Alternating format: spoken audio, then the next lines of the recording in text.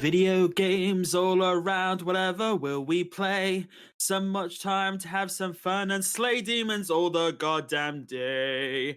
Hello, everybody, and welcome back to Need More Info, a podcast exploring the worlds of movies, video games, and TV shows for the festive season, as it were. It's so glad to have you all back today in this lovely, extremely cold time we're having at the moment in the UK.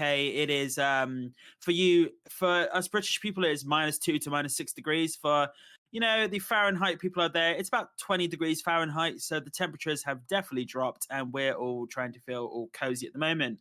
And it definitely plays into the theme over the next few weeks with the comfort times for all the TV, video games, and movies, and getting the fireplace, getting a bit of snuggle going, and that's going to be really lovely and everything.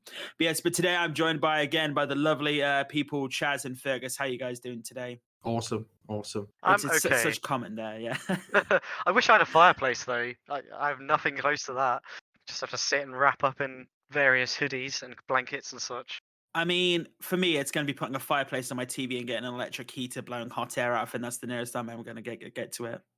Yes, last Christmas it was the 1 hour Netflix show of The Witcher Fireplace was the most watched thing. I was just going to mention that, but I That's was great. just thinking of the regular one. I didn't know there was a Witcher version. Yeah. That's great. Yeah, I have actually seen that back on Netflix, to be honest, at the moment. So that's quite good. But no, how has your guys' week been since we last spoke on the last episode? Pretty good. I saw Violent Night last night. That was not bad. Do you want to give a mini Chaz review possibly in a little bit? In a little bit, yeah, I can do. Yeah. Apart from that, just surviving work. Looking forward to being off for Christmas. Not long now for me. Ah, yes, the Christmas times are coming. Not Toys R Us rhyming. I didn't mean to do that, but yeah. Thanks, how about yourself, man? It's been trying to finish Chaos Head Noah, the visual novel, before the Christmas holidays, and it just keeps going and it just keeps getting worse. But it's also doing all of the plot reveals that I've spent the last 20 hours building up to, so it's just absolutely killing me as a game. Obviously, we all did a bit of partying at the weekend, which was fun. Yes. That was I may have had a very slight hangover the next day. That was definitely fun though. Lots of wine and vodka. Definitely styling though. We were rocking the styles at the weekend though. I could definitely say we were all rocking those looks. Just very tired the next day. Yeah, I don't get to dress up that much, but it's nice every now and then to throw on a suit and go a bit sharper than usual. Sharper than the regular hoodie and whatnot. Ironically, what we're wearing now. I definitely agree with you there, dude. It was a much fun weekend. I calculated, I did about 36,000 steps like over those 2 days. So I was quite, I was like, why am I so achy? Oh yeah. And then I was like, I'm just gonna get takeaway pizza, have a nice chill time on the Sunday. And then Papa John's were like, oh yeah, by the way, our delivery drivers are not coming out at all. You have to come collect it. So I was like, shit, because it was heavily snowing and my hands were freezing, and it was like it took me an hour there and back just to get the pizza. It wasn't fun, let's just say. I have a vaguely similar story. So I was like, not to like juxtapose, but I was like, I'm gonna go to the gym. It was about 10 o'clock at night. So I started walking there, and it took me about twice as long as usual because the pavements were super slippy. I got there, went in, realized it's going to get colder and more icy, and I should probably actually just try to get home. So I walked all the way to the gym and then turned back and walked all the way back before it got even more slippery. So yeah, that was a good use of my time. I just ended up walking on the road. I'm not gonna lie. I just walked on the side of the road. I was like, well, you guys know me. I am not dying in the snow. Like, I'm not breaking my ankle again. I did exactly the same thing. Yep. Exactly. It's just not the way to go. Did anyone build any snowmen? I just looked at the snow from my living room, but several people walked past with mini snowmen while I was cooking my dinner. Just mini snowmen walking around. Yeah. No, I saw a couple of snowmen in the park because the big park where we live, it was nicely blanketed. Like I actually walked through it, and it seemed like no one had been through the park yet. So I had like this like one lone walker trail through the snow of like the desolate wasteland and everything. Like just trail across the it was a beautiful view and everything, but I saw one snowman the next day. It was a teeny little one, but it was nice. But yes, obviously, we're dealing with the snow in the UK, and obviously you've come to listen to a good podcast, not us ramble on about snow too much. We don't get it too often in the UK, and when we do, we like to have a good time with it. But yeah, so obviously, these next few weeks we're going to be talking about comfort TV shows, video games, and movies. Because obviously, during the Christmas season, you like to just relax. You'd like to have a good time. But what we do here is we're not going to do favorite lists. We're not going to do rankings. We're just going to talk about today our comfort video games for Christmas. This could be so games that you like to go back to that you just enjoy playing every now and then again, or it's games that you're looking forward to playing over Christmas that you haven't maybe had enough time to put into, or it's just recently come out, because there have been some games recently that come out and you're definitely looking forward to playing. So we're definitely going to do that. I think before what we'll do is at the end we'll have Chaz give him his take on a very mini review for Violent Night. It'd be very interesting. I'm looking forward to doing that myself in the new year, but definitely get his review up till that point. But I think it's as tradition, I think it's time to sound off. I think we're ready to get into the actual discussional part of the topic. So Fergus, are we ready, man? I think we're ready to talk about those games that comfort us over Christmas. The effort, the power in that word is so good. But right, yeah, let's go, people. So right, let's just start off. Have you guys got any honorable mentions you'd like to mention today? Yeah, I've mentioned it before, but Mario Rabbids Kingdom Battle is quite a comfy game for me, because my family have taken to it quite a lot. So it's the game I can my parents can play, my sister can play, I can play against them. We can sort of work together against whatever crazy rabbit creature there is. And we've spent literally an entire Christmas trying to complete it. I still need to complete that game, to be honest, because there is a difficulty spike towards the end of that single player campaign. Yeah.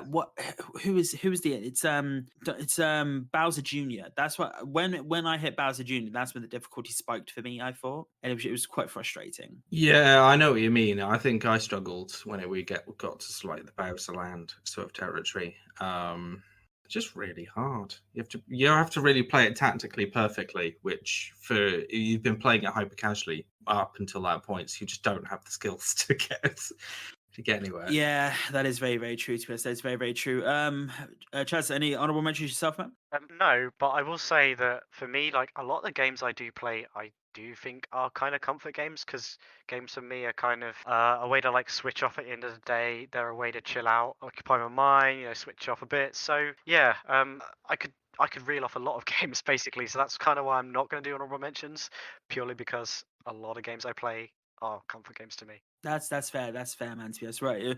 Basically, we'll do this rotation there, people. So I will go last, and then we'll just rotate around. But my other mentions, I've got 3 to talk about. So Cyberpunk 2077. I am going to finish this game over Christmas. I'm determined to finally finish this game. I suppose I got like 3 missions before the end. James and Jordan are they're quite shocked I never finished this game. Quite disappointed in me. So I'm definitely going to play that on probably my PS5. I was considering Steam Deck, but I'd have to rebuy if I wanted to do that, to be honest. Marvel Snap, I'm actually just starting to get into, to be honest. I know, Chaz, you mentioned this before, actually. I didn't expect it to be as addictive as I expected it to be honest. It's actually it's very good. Very simple when you actually understand it, but very good. Yeah, whenever a new game comes out, a new card game, I should say, comes out, I'm always a little bit interested, because 2 of the games I play a lot of are, as you guys probably know now, Hearthstone and Slay the Spire. So I do like card strategy games, and I've heard good things about Marvel Snap. It's on the very long list of stuff I might check out one day, maybe. I mean, yeah, it's on Steam and it's on mobile, and you can save your progress over both. So that's really good. You can just carry that over when you're just chilling on the PC, play a few rounds of Marvel Snap. My final one is the Dark Pictures anthology games. I do need to, we have been talking about it and whatnot, and I do want to catch up. And I know you guys are currently playing The Devil in Me. I do want to catch up and play that, and we definitely want to do a review in the future. Other stuff got in the way this year, unfortunately, to do the review, but we will definitely look at doing a retroactive review of those video games in the new year. So I'm definitely going to look at playing those games up until a certain point in The Devil in Me, which Jordan has told me where you're at, and I will stop playing it at that point. Yeah, they are great games. Obviously, I've already mentioned that. I don't know about comfort, because they do tend to jump scare and generally put you quite on edge. But yeah, they're fun. I think the reason I class them as comfort games is because they're quite short. They're not like massive epic games. They're just a good length of game where you could just play them and give them a go. And also, they are on Steam Deck, as you can play on Steam Deck as well. So like I might just play on my PS5 to get the full visual experience, because it's more of a narrative driven game. But they are playable on Steam Deck. So there's my honorable mentions. So I think we should go to Fergus for his first game pick. So This is comfort games that I'm going back to. Halo Infinite would be the obvious one. I've casually mentioned it many times before because I am about 100 hours into this, mostly multiplayer. The reason it's a comfort game is because I've kind of grown up with Halo and very familiar. It's entertaining. It's not. It's weird to call a shooter not aggressive, but it's like everyone's quite because it's team based typically. It's just random people who you don't know who they are will squat at you, and then you'll follow them, and then you'll be roaming around in a warthog with a stranger shooting baddies for like 45 minutes, and it's just a really good. Yeah, it's just a really good place to be. Really, like if I'm not in a great mood, the place I go to is Halo Infinite multiplayer maps. Throwing some plasma grenades at the enemy. That's definitely an interesting selection. Yeah. You can play it really casually as well. Is the thing, like you don't have to be all up in ranked mode to enjoy it. Like there are social game modes where you can just sort of fire rockets at each other and what have you. So it very much knows what it's doing, and there's just a sense of humor to it. Can a physics engine have a sense of humor? Yes. Gary's mod definitely can. Gary's mod, Portal, games like that could get can Goat definitely Simulator. test that. To be honest, Goat Sim. Oh yeah, two. I also love the fact that Goat Simulator 2 is named Goat Simulator 3 to fuck with people. I think that's I great. saw to be that. honest. Yeah. Yeah, that was. I was like, where's this Goat Simulator 2? I would have bought this if I'd known it existed. Turns out it doesn't I exist. honestly thought I just wasn't paying enough attention. I was like, oh, freeze that now. Yeah, that tracks. Games come out when I don't notice all the time. I'm like, oh no, they're just trolling us. Yeah. My go-to currently is Halo Infinite, and I've grown up with it, so it's kind of a comfort blanket game for me. I mean, the game series is like over 20 years old now. Or Yeah. it's over. Or is it? No, I think it is 20 years old now because it was 2000. It was 2002 it first came out, I believe. So, Yes. the fact that we've been playing this for 20 years, it's Yeah. definitely a good choice, man. Yeah. Thanks. Yeah, great stuff, dude. Yeah, actually, I probably should check out Infinite again. I think I was saying to you earlier. I need to check that out now that they've made some improvements. So maybe that'll be like a sneaky one for what I'll play over Christmas as well. But yeah, for my first pick, I will head this up by saying I find simulation games, i.e., like builder games, quite relaxing. You can just kind of lose yourself in building up a big city or a factory or whatever you're doing. So stuff like that I've played in the past has been things like Pharaoh for an old one, Factorio, like City Skylines has been one. But recently, one that I've been getting stuck into is RimWorld. I've mentioned it in the past, but RimWorld is just really great for loading up a colony. Like, you have an idea of how you're going to do it and just, starting from scratch, build up a thing, establish yourself, and before you know it, several hours have passed by. I mean, yeah, I did used to love playing Age of Empires 2 back in the day and getting the cheat mods on and just building up, like going through the different ages of just building up and everything, just building up the cities and having a really good time with them, doing the custom modes and everything as well. Or in just games like that. And also I know you are a massive Civ fan as well, like a massive Civ fan, and I am considering because I think I've got the basic version of 6, but I know they're doing a humble bundle at the moment for Civ and some other creation type games. So there's definitely something to possibly look into myself, or possibly you as well, if there's anything on that collection that you don't have, which you'll probably have most of them anyway. But yeah, So check that out. I will say for Civ, Civ 6 is the most recent one. As with all Civ games, you really do have to play it with all of its expansions because they make the game more rounded out. But yeah, so for me, like I quite like simulation and simulation builder games anyway. And yeah, for me, I'd say RimWorld is my go-to. So, do you want to give us your first pick, Nick? Yeah. So I think I'm going to talk about a little game that myself and Chaz will eventually complete. Completely complete, and he might know where I'm going with this now. If I'm saying completely complete, I'm talking about Hades. So I think after the Game Awards when they announced Hades 2, which came out of nowhere, a lot of people expected, Supergiant, because they don't usually do sequels to their video games. They thought maybe it's a small DLC because, the art style. Some people actually thought it might have been an animated show, which I'm not going to lie, I'd be very intrigued by, to be honest. But, now we're getting Hades 2. I decided I'm going to give Hades a completion a proper go. Like, I'm not gonna lie, I have God mode on because I'm not amazing at these games. So obviously, if you don't know God mode in Hades, every time you die, it gives you a 1 or 2% increased defense to your into your health as well. So it's not a cheat mode. It's just people who need a little bit more assistance. And also, when you first complete the game, it adds a new buffer where you can increase enemies' health by 400% if you want. It's ridiculous the amount of options they've added. And obviously now I have the Steam Deck. I think it's a perfect Steam Deck game, like just lying in bed and just playing this game for because you can complete that game in 40 minutes. That's playing Hades on a train journey. I'd love to be on a train journey, get through Hades in 40 minutes, be like, I did it. I went on a long quest, both virtually and physically, and it'd be amazing to do. And I know, I just think it'd be great over Christmas to say to my housemate, who's been having the running joke at me for the last, so many times now, how many times you've completed Hades? I've completed it once. How many times you completed it? About 20. I'd love to be able to show and go, yeah, fuck you, I completed it now finally to the proper ending. Yeah, that's a great pick. And actually, I've picked up Hades as well.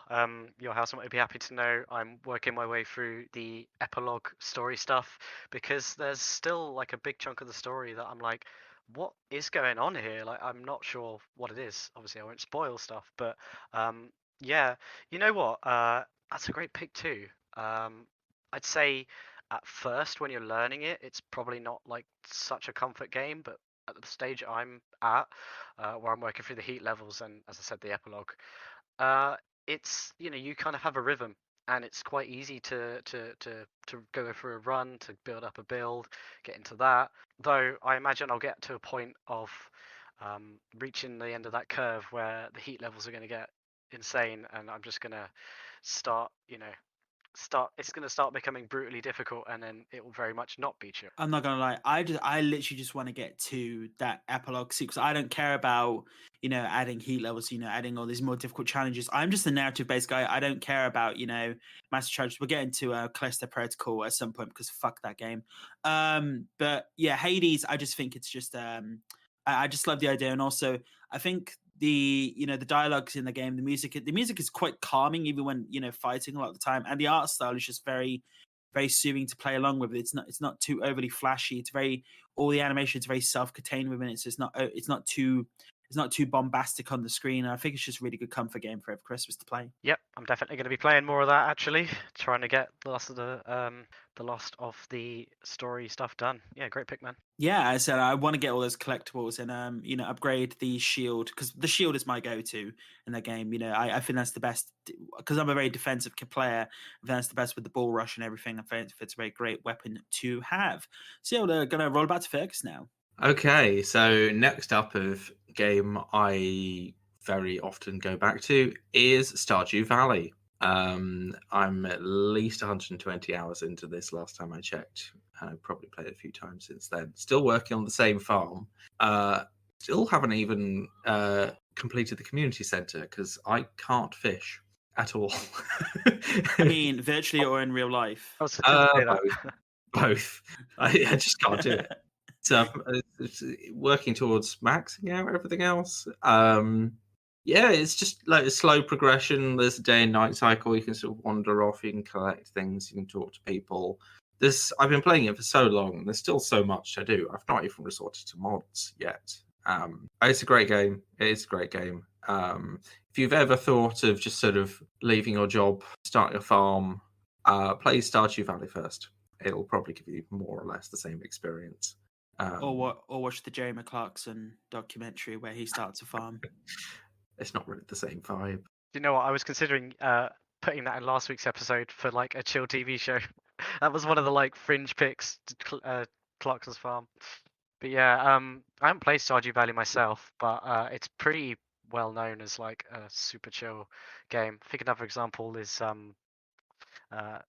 Animal Crossing, right? So yeah. I think Stardew Valley has a lot more going for it than Animal Crossing, because I think I must have I've kind of exhausted Animal Crossing in about 10, 15 hours, maybe. I don't have a huge amount of people who are also playing Animal Crossing at the same time as me. So the whole novelty of visiting each other's islands, people coming to visit my island, is just not happening. So I've got to the stage where I've sort of built a few houses and I'm trying to farm for villagers. Did you have Elijah Wood appear on your Animal Crossing farm at all? No, sadly, I haven't even figured out how to grow turnips. I don't like. I'm not gonna like because all I heard about that game is you literally start off in that game massively in debt. Yeah, And that's it's the whole not a point of the good game. vibe.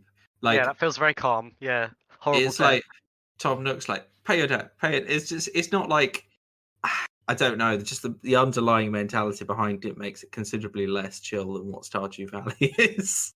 I feel there's some cute characters. Like I'm a big fan of Isabel, but I didn't really get 100 hours into Animal Crossing, sadly. Cool. Yeah. Great pick, man. Yeah, so my next pick, actually, Nate kind of foreshadowed it accidentally because I do want to talk about Civ 6.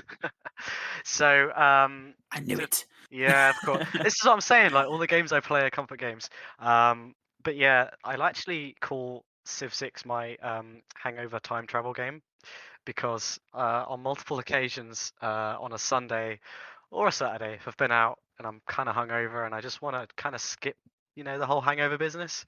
I'm like, right, let's load up Civ. Let's just delete this day out of my life. And just it's very effective at that, as a lot of people know. Civ 6 is super addictive. That like next turn, next turn, next turn thing. And I just for the same kind of reason as RimWorld, you can build up your empire. There's a lot of decisions to be made, and it's quite strategic.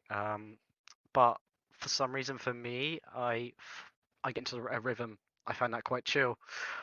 So yeah, Civ 6, my next pick.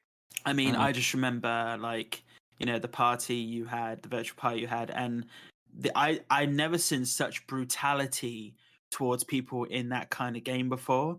And I'm just there in the corner, not realizing I'm doing extremely well in this game. And then there's just like a mini war going on, like not far from my location, which I didn't even expect, which I thought was hilarious because I was like, what, 12, 13 of us at that point playing? And it was just like, it was madness. Man, that was a shit show, not gonna lie. We had, so I believe at the time, crossplay, or I think it had just launched on Epic. So a bunch of people had the free base version of the game. Didn't really know how to play it. Civ 6 is a bit dodgy on multiplayer anyway. The cross compatibility, man, it was messy, but it was a good laugh. Yeah. Oh, it was so funny. It was so funny. Like the arguments, like at least three of us were having because like invading territories are just like knocking people out, and they weren't supposed to be doing it, betraying. It was just like it was perfection for an evening, to be honest. Yeah, it definitely was. Well, the only reason that was happening is because we had probably too small of a map and everyone was fighting for space. But yeah, that was pretty fun. I just had my corner. I was just like, "Hey y'all, come visit Nate's chilled corner. It's great, man." That's why you were doing well. Yeah, because I came like third in the end, and I was like, "The fuck!" I was just clicking random buttons half the time. Yeah, so I was button mashing. I'm not gonna lie, fuck it. But no, so for a game like just moseying on around and everything, I'm just gonna take it. I'm definitely making a segue into my next game here. For a game where you like to mosey on around, partner, I'm talking about Red Dead Redemption 2. I've recently just started getting back into this game. The fact that the Steam Deck is going to be mentioned a lot this episode because I think it's going to be definitely complimentary. Because going home for Christmas, I'm taking my PS5, my Steam Deck, a laptop, and that's it. Laptop for bigger games, Steam Deck for the nice chill games. But Red Dead 2 could be playing on either, which I think is awesome. I've just got past the long intro section, which I'm not going to lie, I'm half and half with a lot of the time because I love the snow. I really do. But it's quite long to get through. So I finally got to Valentine region and now I could just explore the area and I've, killed the first bear. And I just want to explore the world again. I just want to go around like in Breath of the Wild. I just want to explore all the different regions. Like the fact there's a vampire in Red Dead 2, which I never found at one point. Oh, there's meant to be a vampire. Like I want to rob some trains. I just want to like escape into the world because when I did Breath of the Wild, I was having a bit of a downtime and it really helped me just escape into such a massive map. I think Red Dead 2 is the same way. Okay, I might get shot a lot easier, but I just think it's one of those games to go back to, and it looks still stunning. I would have loved a 4K push of this game, bit of an update on console. Unfortunately, they didn't do that. For PC, they did, but not for console, which is a bit frustrating. But I want to go back onto Arthur Morgan's adventure again and just mosey on around the trail. And I'm going to keep saying mosey because it's just the biggest Western thing I compare it to. And partner, I just want to go exploring. I just want to go exploring in Red Dead Redemption 2. That's my next pick. You were saying it's quite long, but as you said, I feel like for that kind of game, you would want to just go around, do the side missions. You can build. Can you build stuff in that game? Yeah, there's an entire section of a lovely little section where you build a house, and then there's a little music in there with it, and it complements the video. And then once you're near the completion of the building, it does an outro video and everything. There's the hunting pack as well, if you're into that sort of thing. Ultra accurate animal AI was one of the DLCs, so you can actually just take to the wilds, ignore all the humans, and just hunt crocodiles. I mean, I'm not gonna lie. I hunted one crocodile, and then another one had caught me off guard, and I was not expecting it. So yeah. You just triggered a memory in me where I tried to do that years ago in Skyrim. I went and I was like, I'm just going to be a hunter and make money off of hunting. And I found a deer and killed it, and it only dropped venison, which is worth 10, whatever the currency in that game is. And I was like, oh, well, that's lame. But it sounds like Red Dead's got that mechanic way more fleshed out. I mean, I don't know. I know you can have carts in Red Dead, but I've never had the ability to put a ton of different skins or animals in a cart, because I'd actually be interested in doing that. I don't know about carts. You can put them on the back of your horse, certainly. So I'd be surprised. Yeah, but when you want to put a deer in the back of your horse, there's only space for one. So you come in. I'd love to, Chaz, I'd love to go out and just kill 20 deer. This really sounds very masochistic to say, and then just go and sell them and everything. I just had a really stupid visual come in my head where, in Death Stranding, where the guy just stacks boxes of boxes. Yeah. Do that with your horse and a bunch of deer. God damn it! And then your horse is staggering around, falling down hills because it's too heavy. I'm just thinking when when you're riding the horse, the animals are doing a wave as it goes upwards as you're riding the horse and everything. Oh, that's fucking hilarious, to be honest. But that's my next pick. So yeah, that's my next pick. Awesome. So my next one is kind of a double. The Forza Horizon series, 4 and 5, mostly the ones I've kind of completed. They're just a very good environment to again just sort of be in. There's not really much. There's a lot to do, but also there's not a huge amount of pressure to actually do anything. You can collect cars, you can soup up your cars, you can basically make your own custom tracks, just driving around. There's quite a lot of multiplayer and sort of multiplayer ghosts. You can sort of drive around, toot your horn at someone, and then you're in a race with this randomer. Again, just round sites that you will probably know, because they're quite good at putting in real life locations in a sort of fairly condensed map. So for Forza Horizon 4, it was the UK, so you could drive around Stonehenge and Edinburgh and bits of London and the Cotswolds and this sort of thing. So it's again, it's just a very good game to sort of, you can put a fairly infinite amount of hours into it. I mean, you'll run out of collectibles.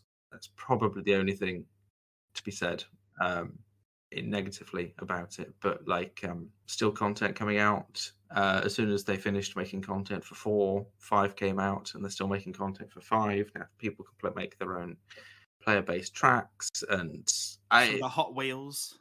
The Hot Wheels, I've completed Hot Wheels. Yeah, Hot Wheels was pretty good. Trying to drive the Hot Wheels cars on the regular roads, though, is just it doesn't work. Yeah, no, it's just if you want to land to explore and you don't want to get out of your virtual car and have access to the world of real life cars, the Forza Horizon series is for you. It's only one I'm putting a lot of hours into. Awesome pick, man. Yeah, I've not played it myself, but my partner's played a ton of it on our TV, and Forza 4 specifically. And yeah, the countryside looks amazing. It's obviously, as you said, it's set in England. that's really awesome for me to look at because I like exploring the English countryside anyway, so that's kind of comforting in its own way. Yeah, I think because also like going off of that point, the countryside, the fact that they're doing Fable is another big thing. Like, you know, the fact that that game looks stunning and they are using Playground's engine for the next Fable, and I cannot wait to see how the next Fable's going to look in that. Yeah, you know what? I was thinking the exact same thing. That is like the thing that I'm most excited about when it comes to Playground making the new Fable.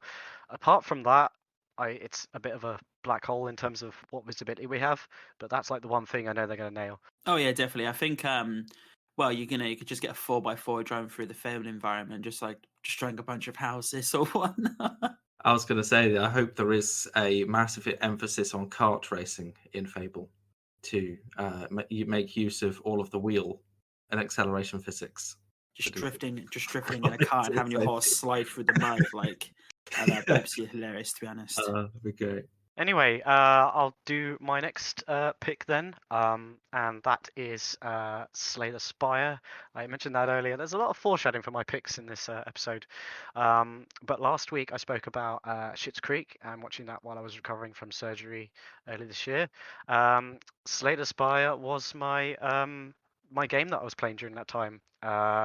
It's just a card game you can play. You just play it with the mouse. It's really easy to play in terms of physical movement, which was great for me. And it's another one of those games where you can just kind of get into an addictive loop of trying to complete the spire over and over. The gameplay is very, very tight, really well tuned. The visuals are a bit to be desired, but I felt the same about RimWorld, and I love that game now. So yeah, Slay the Spire, my next pick. Nice. I know a lot of people that play this, to be honest. It's never really been on my radar, to be honest. I think with card games, I'm very hit and miss. I think like with Marvel's Marvel Snap, I think like it's very quick for me, and I know, and like you're into Hearthstone and that. Did you ever play much of Gwent? A little, but I never quite got into that. To be honest, I think that Hearthstone is quite encompassing when it comes to card games, so I've only really got room for a couple, but I do like to check out others every now and then. Yeah, no, because obviously, go back into the my next pick, which we're going to slide into now.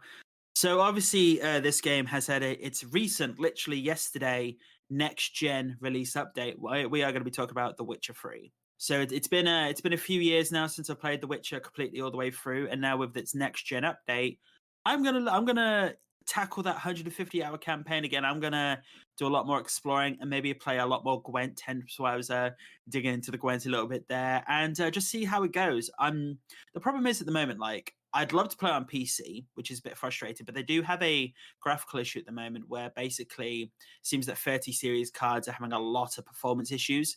They are working on actually getting that sorted. So I'll probably play on my PS5 because I actually love the fact that it was a free next gen update as well. You didn't have to pay for it because it actually incorporates a lot of the mods from the community into it. So they've incorporated, like how Skyrim and all those like Fallout have used mods as a basis for that. CD Projekt Red have done the same thing, and it does look a lot better. It's included an additional side quest and also armor from the Witcher TV series.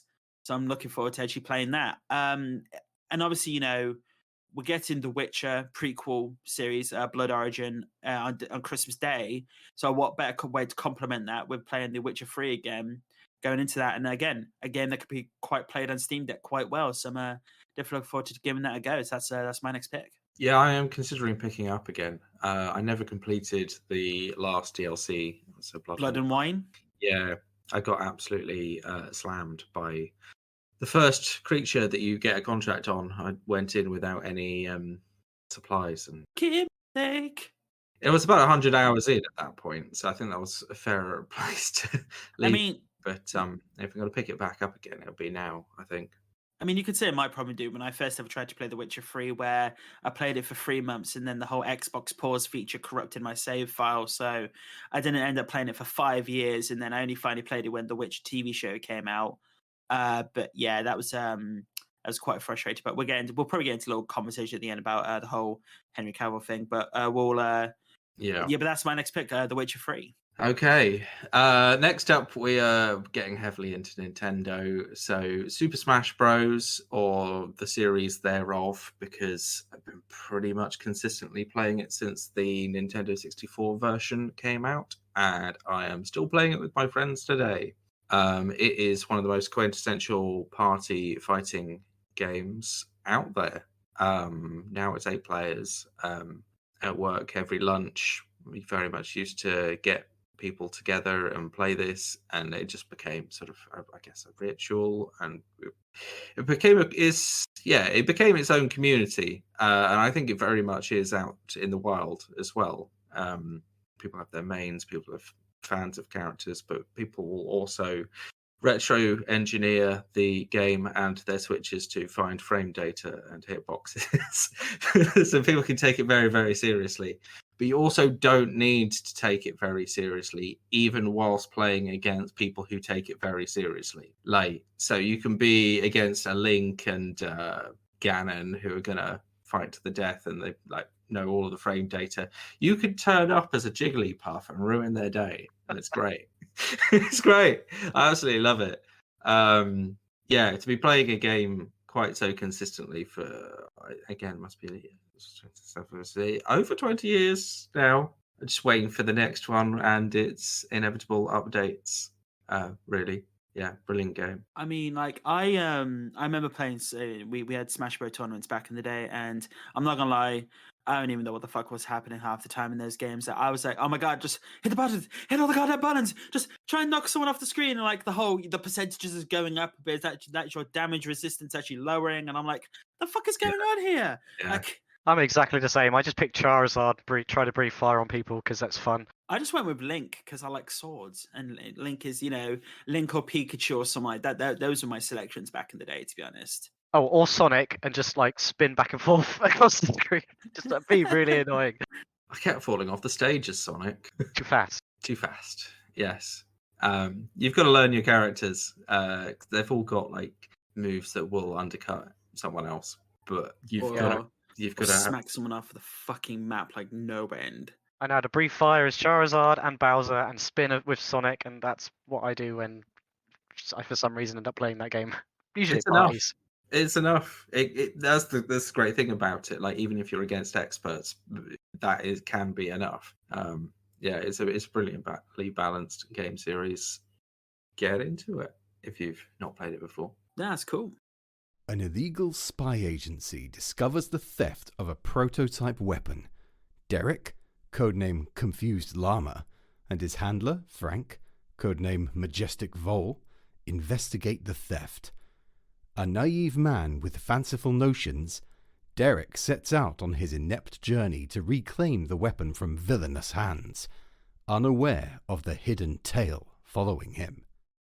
Enter the world of Confused Llama, A Spy's Tale, a short comedic spy thriller available on Amazon in paperback or Kindle. Nice one, dude. Yeah, my next pick it was also foreshadowed earlier. I think I'm too predictable these days, but Fable 1, I spoke about it a little bit. For me, it's every now and then I just load it back up. It's, to be honest, quite easy, which is why I consider it a comfort game. But it's also the fact that it's, so ridiculously English and quaint. All those little villages. It's just, I find it very cozy and comforting and familiar. All the accents as well, just from, they're very familiar to my ears, obviously being English. And I don't know, I just load it up every now and then when I feel like having a playthrough, and just get back into it, finish the story. It's pretty quick to get through. I do want to do the same for Fable 2 at some point, because I do enjoy that one, but Fable 1 is my one of my go-tos for that. So I think I only ever really played Fable 2 and 3, to be honest. I don't think I ever played Fable 1 properly all the way through, I'm not going to lie.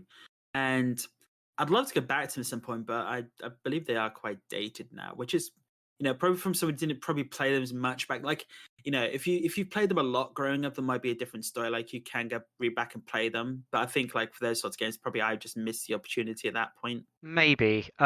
They did a remaster of it, which I was kind of disappointed with. It looks better than the original, but it still looks kind of weird. I'm mostly speaking about some of the character models. However, I would say that the humor and the atmosphere and some of the mechanics still really hold up. Nice. It's got a charm to it, and sometimes charm could be timeless. Yeah, so I think going off of that, going on continued remasters and it's not complete remakes. So I'm going to talk about something that you might not be expecting me to talk about. I'm going to talk about Crisis Core Final Fantasy VII. That's a game I'm actually looking forward to. But Chad's like, oh, okay, did not expect that game to be mentioned. So during COVID, I finally played Final Fantasy VII for remake for the first ever time. More a case of Final Fantasy in general. The only other Final Fantasy games I ever played before was the demo of 8 where you hit the beach or something like that. That's the only thing I remember of 8. Outside of that, it just was never my gaming interest growing up. It was like Spyro, Crash, Final Fantasy was never really my thing. And obviously they changed the combat style a little bit for remake, where you still can play the classic style. But obviously with certain characters coming into 7 remake going forwards, in part 2 and 3, I'd like to understand some of the character narratives behind other characters. And obviously Crisis Core is about Zack, and the I believe it's like 6-7 years prior where we actually learn his soldier history with Sephiroth and another character and whatnot, and actually getting into that. I've heard it's quite interesting. It does follow this old combat style. I don't think it uses the new combat style the remake does, but I've seen some footage of it. It looks really fun. I'm going to see if it plays on Steam Deck. I think that'd be a great game to play on Steam Deck for a little bit, have that in the background or have that in the background playing. And yeah, again, with I'm hoping we get 7 part 2 news in the new year, because I think it's time that part 2 comes out next year or early 2024 at the latest. So it'd be good to play this in the intermediary, at least the year before the next one comes out. So I've got a bit of that Final Fantasy goodness before going into the next title. So that's my next pick. So next up is a game I'm not entirely sure how I can play currently, but Diddy Kong Racing. When it first came out in 1997, kind of became a family obsession. I think this was the first time I managed to get my parents interested in games at all. So it's a particularly, I guess, challenging mascot kart racing game, but there's a lot to it. It's not half-assed at all. It took me and my family taking turns for several Christmases, several years really, to actually get anywhere near the final boss of this game. Admittedly, as a 7, 8, 9, 10, whatever year old. But again, the multiplayer was a huge part of it, because invite 3 of your friends round, have a evening playing Diddy Kong Racing, and again, these sort of early multiplayer game experiences has been very important to me, because that's mostly where I got my friends from.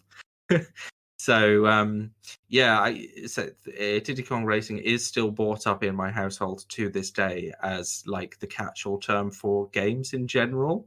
So it's that game. If it's not already on that Switch Nintendo 64 subscription, it should be soon. It's a great pick. I had to resist the urge to kind of spam my list with really old games, i.e. Mega Drive and PS1 stuff, because to me, old games, when you have the nostalgia coming into it too, they're very comforting to me. So I was I could just pick a bunch of Mega Drive or old PC games that I play, and I was just nope, I'm not going to. But that is the reason why I like that pick of yours. Same kind of idea. Yeah. But cool. So my final pick, I suppose, is one that I'm actually hoping to play over Christmas. I don't own it yet, but I'm hoping Santa will be nice to me. And that is Pokemon Scarlet. I've heard, obviously, there's been some mixed things about Scarlet in terms of some of the visuals of the environments, but I've been watching some of the gameplay changes they've been making.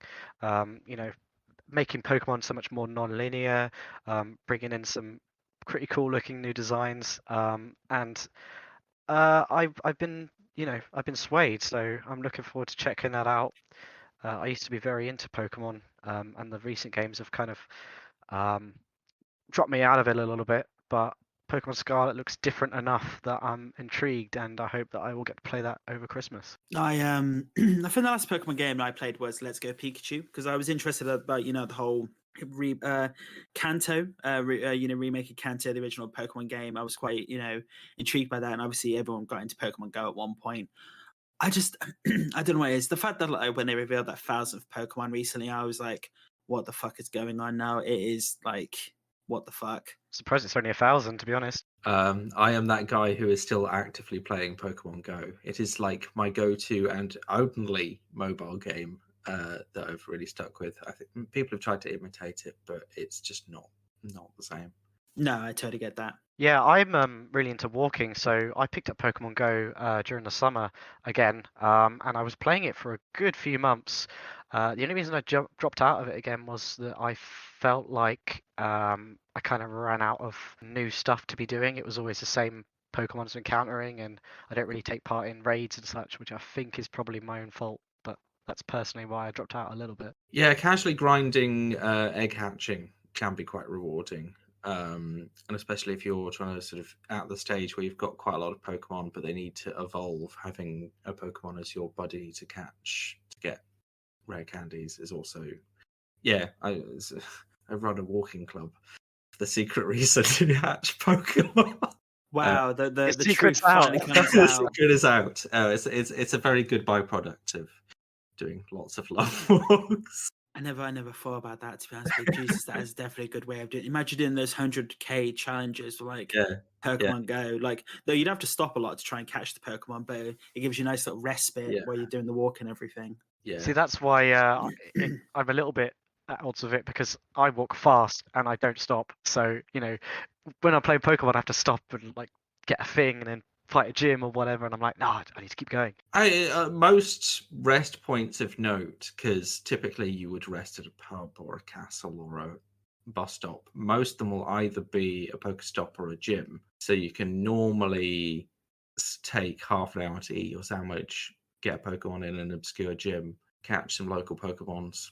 I mean, I do know people, where we are, that go out in like a group of 8 to 10 and like go together and play Pokemon Go out at night still and everything. So there might be a little group you can join, Fergus, to Yeah, I've met I them just have roaming to. around town. I'm terrible at raids, but I occasionally go with those guys. Nice. Some Pokemons. Yeah. That's awesome. So those your final selections? I can keep going endlessly. Okay, so we'll wrap that up. We'll wrap up my final selection now, because I wanted to have this little segment at the end after this. But so my final game is Marvel's Midnight Suns. So this is a game I have been playing, but I've been playing about 20 hours of it so far. But I'm looking forward to getting more into it, because it's about a 60 to 80 hour game if you play it in its entirety. It's by Firaxis. So obviously it's like, I want to say it's XCOM style, but it's actually taking take a different approach. It's using the Persona style of basically like, stories outside of the Abbey, which is like the rest of the location. You can build friendships, and you can build like new abilities from gaining friendships, and find new exploratory areas and new costumes and upgrade your characters there. There's a narrative element there. And then when it gets to the actual game itself, Chaz might be interested in this. It's a strategy game with combat using cards. I did not know that. It's a card-based strategy combat game. Basically, you play levels, you gain items, and then you unlock certain cards you can upgrade later on. So you get double cards, you can upgrade them even more, and so on and such forth. You can edit your decks to specifically. There's like 13 heroes, like Spider-Man. There's like Wolverine, Hulk, Scarlet Witch, Doctor Strange. It's based on an actual team in comic books as well. The Midnight Suns, Blade's in there. And you actually create a custom character called Hunter, male or female. There's not too much customization with them. I will say the voice acting isn't perfect for Hunter, which is a bit frustrating. But like, I'm actually getting some good narrative points now. There's also like characters you might not recognize as much, such as Magique and Nico Moreau. She was in the Runaways TV show. But basically, it's like this whole, you have to stop Lilith, the mother of demons.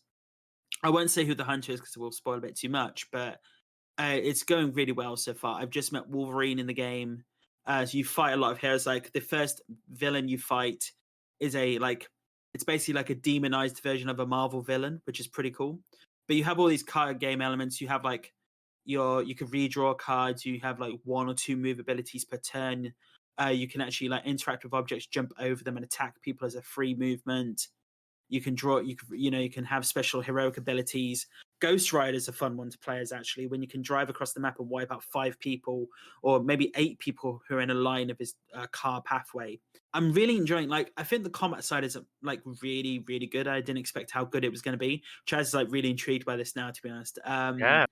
And like I loved XCOM, and like when I first did a card-based strategy game, how the hell are they going to pull that off? Quite well. The the Abbey the Abbey relaxation stuff, I don't mind. It's all right, but the combat is where it's making its good source from, and it's I'm definitely looking forward to getting into that more. And I know Deadpool is going to be one of the additional characters coming in the future DLC for this game, so I'm definitely looking forward to that. So that's my final pick for games to play or continue playing over Christmas.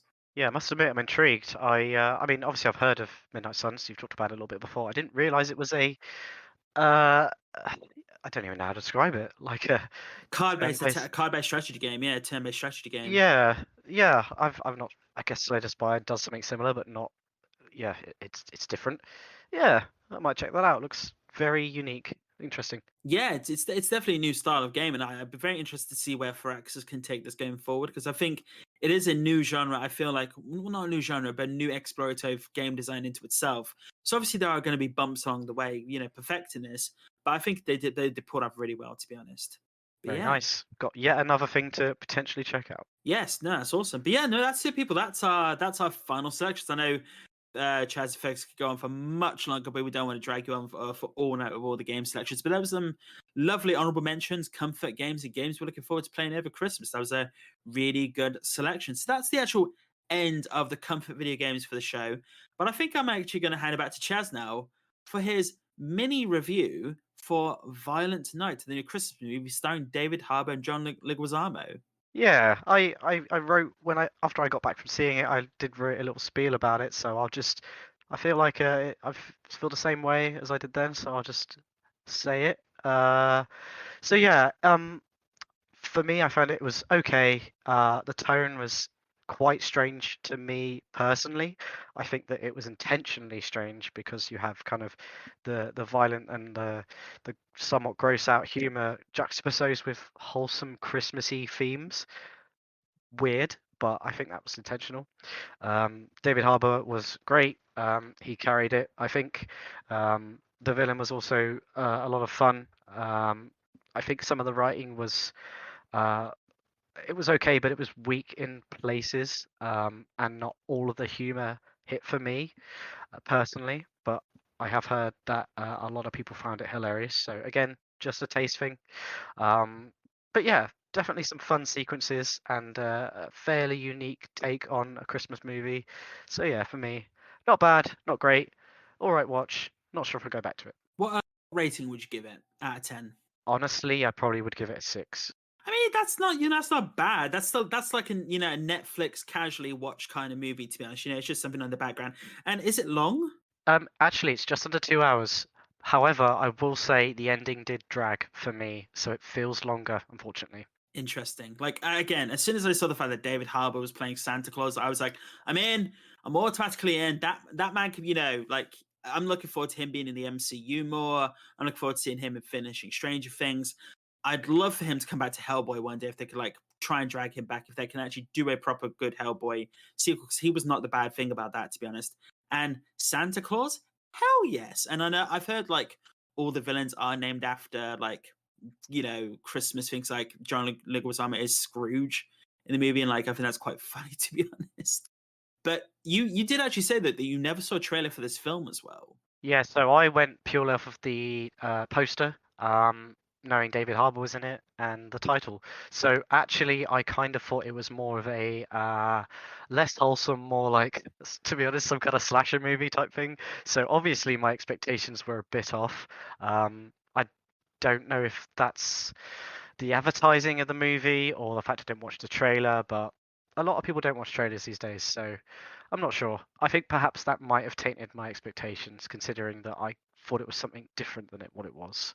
The 15 rating also kind of gave me an idea that it would go more in that direction too, and less in the wholesome Christmas type movie. Did you recognize the dad in the movie as well, like the actor from another TV property that was that came out recently? Oh man, you know I'm bad at this. He looked familiar.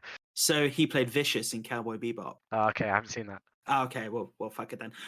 No, like I will say, the trailer definitely points out the fact that it is a very ironically violent movie from the title, and I could definitely see the whole horror aspect, like the thriller aspect, because there is a movie about a killer Santa Claus called Silent Night, Deadly Night Part 2, a sequel to that movie where he shouts garbage days, he goes down and a cul-de-sac shooting people. And again, like I'm just looking forward to this movie, just eventually being able to watch it. I'd love for it to be able actually out before Christmas, like actually on Christmas Day to watch. I think that'd be really good to have. It just made me remember there's a Mark Commode series on films.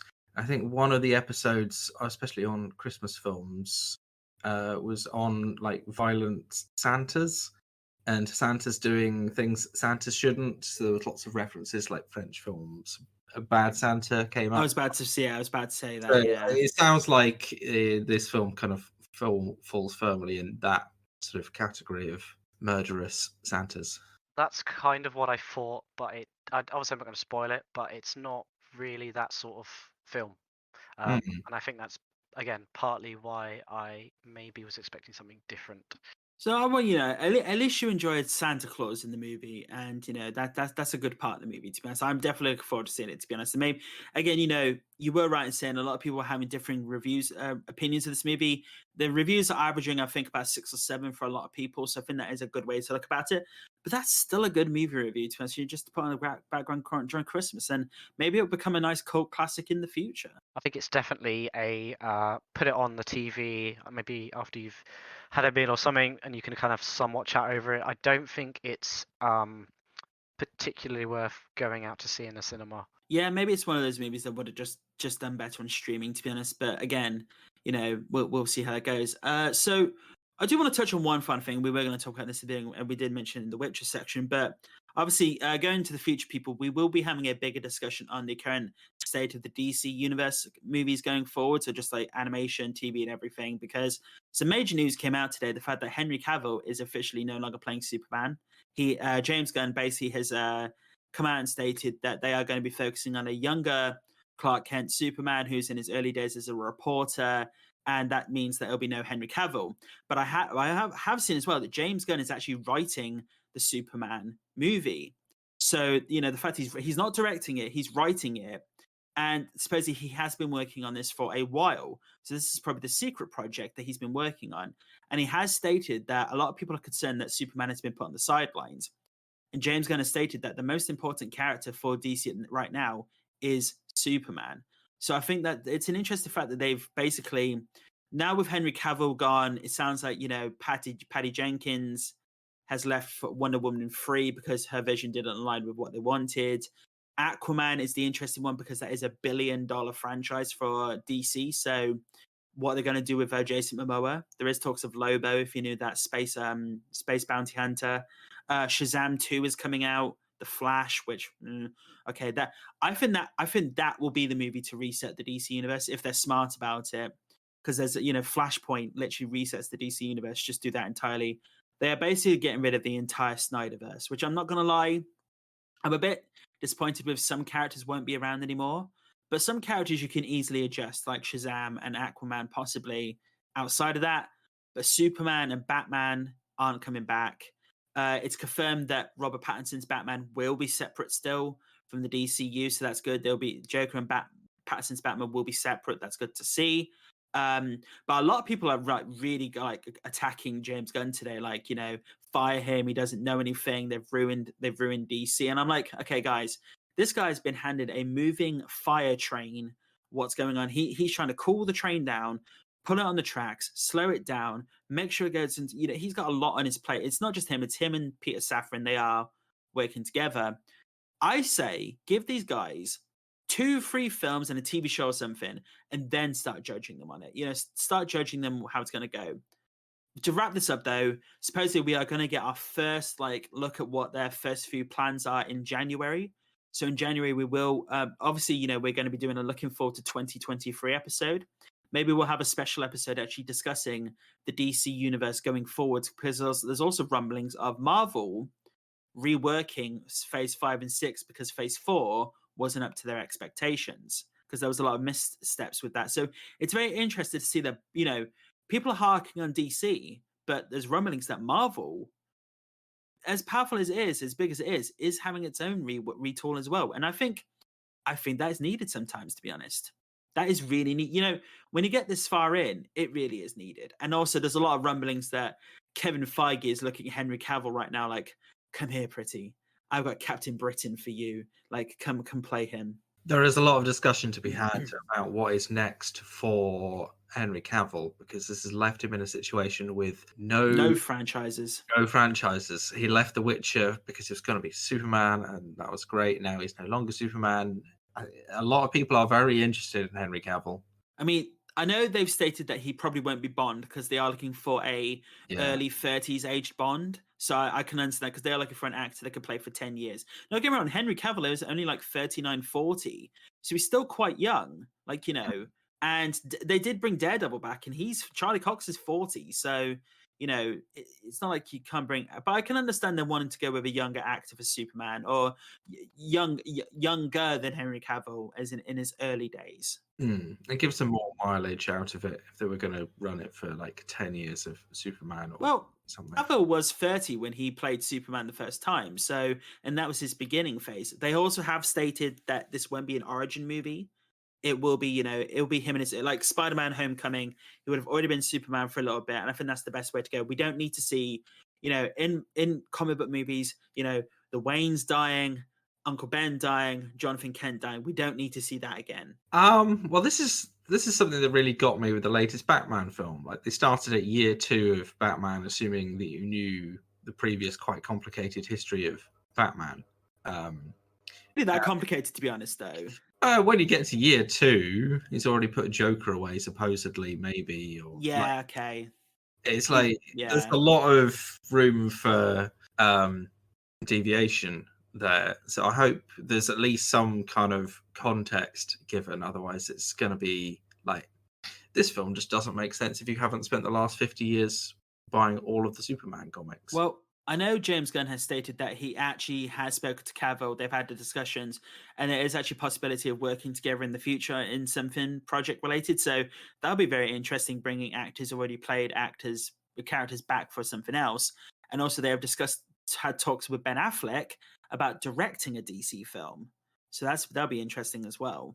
This is going to become a whole thing, isn't it? Because DC and Marvel have solidified actors' identities as singular superheroes, and not all superhero franchises work out. Normally, pre-Marvel and DC, action heroes would play many different characters because they were just that action hero in that action film. Now that's not happening. We're running a risk of running out of actors. I mean, you say this, but like, we do have a huge young crop of actors coming up. Like, I know, so Jenna Ortega in the Wednesday TV show, a lot of people saying she can't be a Marvel because she has already played like the daughter of a senator. I'm like, no, you could shut up. You could do that. If Vin Diesel can, do like Groot and then possibly play another character later on, or if in Lord of the Rings, John Rhys Davies could play Gimli and Treebeard. You can have characters playing different roles as long as that, it's completely different. And you are right, though, like, Hollywood's like putting people into a certain box for their characters. Because I'd be interested to see where Dave Bautista goes next, because I know he said that this Guardians movie is his last movie as Drax. So obviously we don't know how that's going to play out with the movie. But like, could he like taking on new things? Be interested to see where that goes. But yeah, no. Obviously, I think this is a bigger discussion when the initial plans come out, because we've had these DC 10-year plans before, but I like the fact he's only going to be giving us a few of the films first, like, to see how that works out, and then we'll go forward from there. But yeah, no, I just wanted to touch on that because that is a big news item at the moment, to be honest, and I definitely wanted to hint at that. But that's pretty much it. Is there any news items you guys want to talk about at all, or should we wrap this episode up for the week? Nothing as big as Henry Cavill. I mean, do you reckon he'll slim down a bit now, possibly, or he'll keep that physique? That'd be I interesting. don't know. I really don't know. I mean, if you Google Captain Britain on Twitter right now, that is literally one of the main things up at the moment. He's literally the and also Captain Britain is he's like a mystical Captain America, like Captain America type. He works with Blade and the Black Knight and the Midnight Suns, like the mystical type. So, like Arthurian, like he has a sword and a shield and everything, and it'd be very interested for him to do that. And also, there is a Marvel character called Sentry, which is basically like a anti-hero evil version of Superman. So, and he has a big S on his stomach, so that'd be quite funny if that happened. But yeah. Well, they may be running out of actors, as Fergus says, but they're not running out of characters, comic characters. That is. Honestly, play Marvel Snap, and the amount of characters that, like, I could very much brief because I don't want to talk about that because I know Chad's going to forward to it. Because obviously, Across the Spider-Verse is coming out as well. And have you guys seen the trailer for that? Oh, I need to see that, but I am excited for that one. Yeah. All I'll say is, right, the whole running out of characters thing, that trailer proves that, gonna run out of characters because this is part 2 of 3. So, like, Beyond the Spider-Verse comes out in 2024 as well. And the trailer we saw, like, when you do eventually watch the trailer, Chaz, it is a what the fuck is going to happen in this, because it blew my mind what could possibly happen in this film, to be honest. And it comes out next June, so that's good. We got a date actually for that. Yeah, I mean that's just another little talking point of the whole looking forward to 2023 movies and all that. So yeah. Oh yeah, definitely. There's so much content coming out. Next year. It's going to be ridiculous. Yeah, when I was sat in the cinema yesterday, there were so many good trailers. I was reminded of Dungeons and Dragons as well. I need to see that. That looks so fun. There's a lot coming out next year. I'm actually looking forward to seeing The Whale. It's the new A24 film with Brendan Fraser. He's getting a lot of acclaim at the moment for that movie, and I'm definitely looking forward to it. And there's a new movie with Joaquin Phoenix coming out, where it's an A24 movie, but it looks like they've de-aged him to like a teenager, like a boy teenager type on the poster. It's very creepy. Very creepy. Is A24 the people who did Everything Everywhere? Yes. Aha, I'm learning things. In that case, Yes. I'm interested. Yeah, no, Brendan Fraser, I'm definitely... And also, another from Brendan Fraser said Everything Everywhere All at Once was his favourite movie, like of this year or the last couple of years. So, that man is so humble. So humble. But speaking of that, though, people, we are now going to wrap the episode up this week. It's been, it's been great to have you all here again today. We actually did some interesting topics and then little outro discussions, which we've never really done before, to be honest. But we like to mix it up, people, for the Christmas tidings or the Christmas holidays. Give you a little bit more of a Christmas treat. Say Christmas one more time. So if you've got any questions, queries, or compliments, or what are some games that you enjoy playing that you just love going back to, or games that possibly, you look forward to playing over Christmas, or maybe you have some topical discussion points on Spider-Verse, Henry Cavill, even the DCU, what DCU could do. Please keep it tame as well. If we have any really harsh emails, I won't read them out because I think we don't need that negativity. If you've got good constructive criticism, though, please send that to us at nmipodcast@outlook.com. That's nmipodcast@outlook.com. We'll put the link in our Spotify, iTunes description, everywhere where you can basically see it. You can email us there. If you want to find our socials, Twitter and Instagram at NMIcast, send us a @ on there, or tweet mention. When we send out the promos for the episode, or a nice little private message, we can actually read those out in the air. I'd like to thank Fergus and Chaz for joining me again today. No problem at all. It's been a pleasure as always. Yeah, man, good to be here. No, it's great. It's great, guys. Thank you very much. And, we will be doing one more episode this year. It will be the Christmas episodes, the Christmas movies for Christmas. I can't really talk. I'll get that one more time. Say Christmas one more time. Yeah, Christmas, the comfort Christmas movie. Get right, people. Last time, comfort movies for Christmas. Yay, I did it. Yay, okay. Woo. Yeah, folks, just like pity clap for Nate. And Chaz is just like, haha, rubbing in a bit more. But yes, people, we're going to be doing comfort movies for Christmas, and then we'll be doing our top lists of the year, possibly early next year, and then what we're looking forward to in 2023, as well as a special episode possibly on where the DCU will be going. But I've been your host, Nate. People, stay safe, everyone. Have a good Christmas if you don't hear it beforehand, but look for us in the final episode. Stay safe, everyone. Bye-bye. Christmas.